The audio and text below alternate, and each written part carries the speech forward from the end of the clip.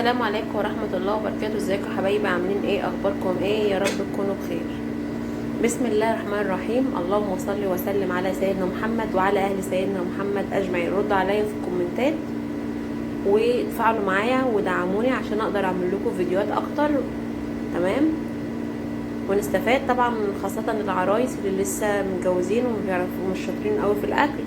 تابعوني وكل يوم ان شاء الله هنزل لكم وصفة، بدل ما انت تبقى قاعده محتاره كده على الاكل هتعرفي هتطبخي ايه بكره. يلا لايك واشتراك في القناه وفعلوا زر الجرس عشان يوصل لكم كل جديد. وحبايبي اللي عندي على الصفحه ما تحرمش منهم، ربنا يبارك لهم يا رب، ودايما كده يدعموني ويساعدوني ويساندوني قصدي.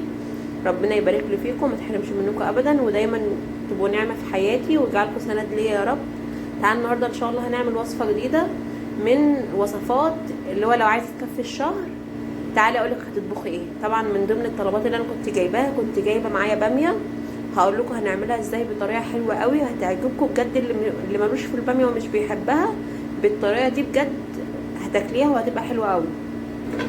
في حله على النار حطيت شويه زيت، تمام. عندي بصله متوسطه وقطعها صغير كده، وعندي تومه انا فرماها ناعم قوي، دقيها، تمام. هنعمل ايه؟ تعالوا نشوف. زي ما انتم شايفين معايا، اول ما الزيت يسخن على طول تحطي البصله لغايه ما تدبل كده وتاخد لون ذهبي حلو، تمام. زي ما انتم شايفين معايا. طبعا انا موطيه النار عن النار شويه. يلا اللي لسه تعملي لايك اعملي لي لايك واشتراك في القناه، اعملوا لي لايك واشتراك في القناه وفعلوا زر الجرس عشان يوصل لكم جديد. بحبكم في الله. زي ما انتم شايفين معايا البصله طبعا هتبدا تاخد لون، ايديا طبعا فيها يعني، تمام.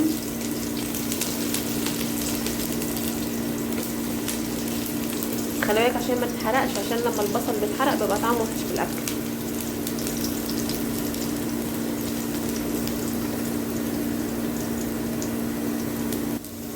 طبعا بدات تاخد لون، حطيت عليها على طول التومه.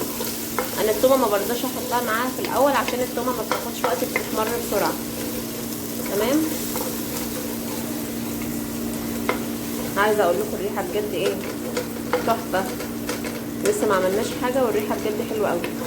اول ما ريحه الثوم تبدا كده تظهر كده احط عليها صلصه، تمام. اعصري شفشق صلصه طماطم واحطي عليها. زي ما انتوا شايفين معايا حطيت طماطم شفشق واحط عليها معلقتين صلصه تدي لون حلو. اللي ما عندهاش صلصه وشايفه ان الطماطم عندها حمرا مفيش مشكله حطي. طبعا انا بحط هنا عشان الطماطم عندنا هنا مش بتحمر، يعني الطماطم ما تبقاش حمرا، فانا بحط صلصه عشان تعزز اللون. زي ما انتوا شايفين كده ما شاء الله بقت لون حلو،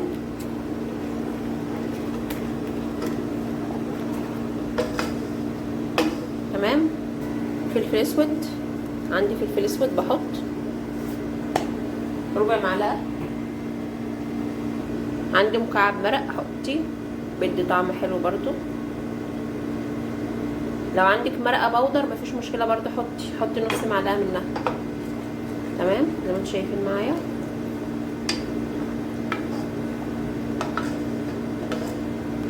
عندك فلفلايه خضرا كده، لو عندك فلفل اللي هو السبايسي ده قطعي واحده وحطيها فيها، بس انا ما عنديش. انا عندي جبت فلفلايه كده خضرا وهحطها برضو معاه. الفلفل على فكره بيديها طعم حلو قوي ونكهه جميله مميزه، تمام. بعد كده كنت سالقه نص كيلو لحمه، تمام. قمت حاطه اللحمه بالشوربه في قلب الصلصه، تمام.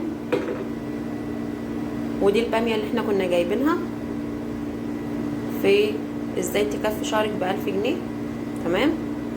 طبعا هسقطها هنا احطها في قلب انا غسلاها وعاملاها منضفاها، تمام، وغسلاها.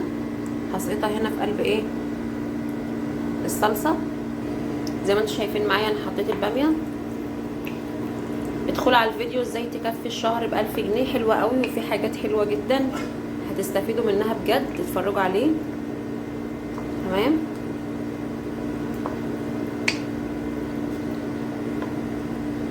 انا هسيبها كده تاخد غلوه واحده.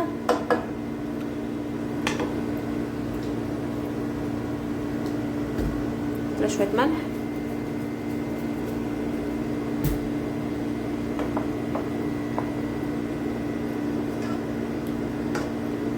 لو عندك الباميه معلبه يعني اللي هو الاكياس المجمده دي، جيبي شويه ميه واسلقي الاول الباميه كده، اديها غلوه عشان ما تبقاش مجرمزه منك في الطبيخ وتبقى طعمها مش حلو.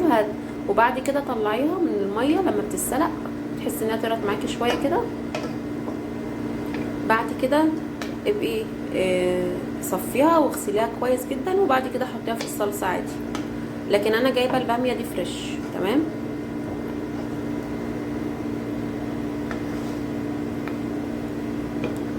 هسيبها بقى كده، اغطي عليها واسيبها.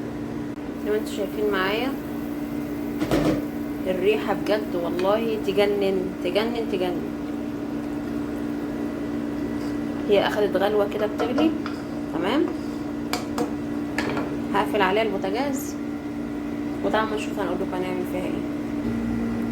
عندي القارب بتاعي ده هفرغ فيه الباميه اللي انا عملتها دلوقتي وهحطها في الفرن تستوى، تكمل سواها في الفرن. بجد بتديها طعم تاني خالص مختلف وطعم حلو. يبقى طاجن باميه باللحمه في الفرن بيبقى حلو قوي. تعالوا نشوف هنعمل ايه. زي ما انتم شايفين معايا فضيت الباميه بتاعتي. تمام.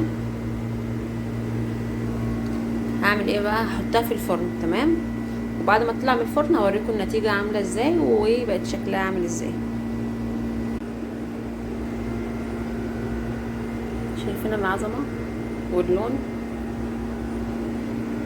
يلا لايك واشتركوا في القناه وفعلوا زر الجرس عشان يوصلوا كل جديد. بحبكم في الله.